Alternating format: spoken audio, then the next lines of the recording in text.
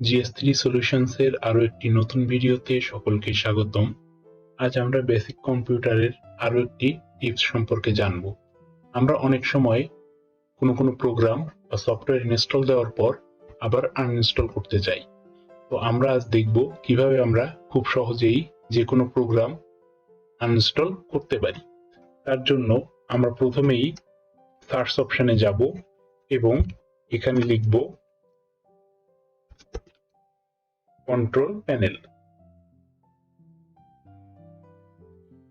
Control প্যানেলে যাওয়ার সঙ্গে সঙ্গে আমাদের সামনে এমন একটি ইন্টারফেস আসবে।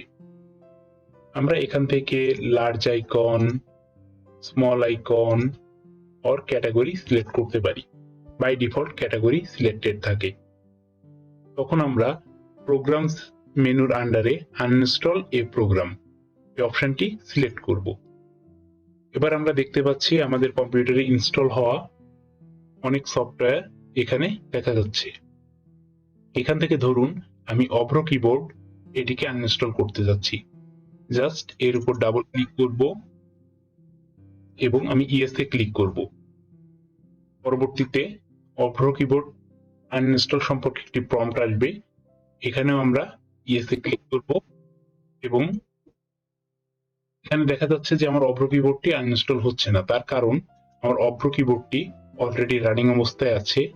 আমি ঘড়ির পাশে এখান থেকে মেনুতে যে অভ্র কিবোর্ডের উপর রাইট বাটন ক্লিক করব এবং এক্সিট অপশনটি সিলেক্ট করব। এবার আমি যদি ওকেতে ক্লিক করি তাহলে দেখা যাবে যে আমার প্রোগ্রামটি কম্পিউটার থেকে আনইনস্টল অথবা রিমুভ হয়ে গেছে। এছাড়াও আমরা স্টার্ট মেনু থেকেও আনইনস্টল করতে পারি। যেমন আমরা স্টার্ট মেনু থেকে ধরুন ক্যাপকাট সফটওয়্যারটি আনইনস্টল করব। রাইট ক্লিক করে আনইনস্টলে ক্লিক করলে আমাদের সামনে ক্যাপকাটের ইন্টারফেসটি আসবে।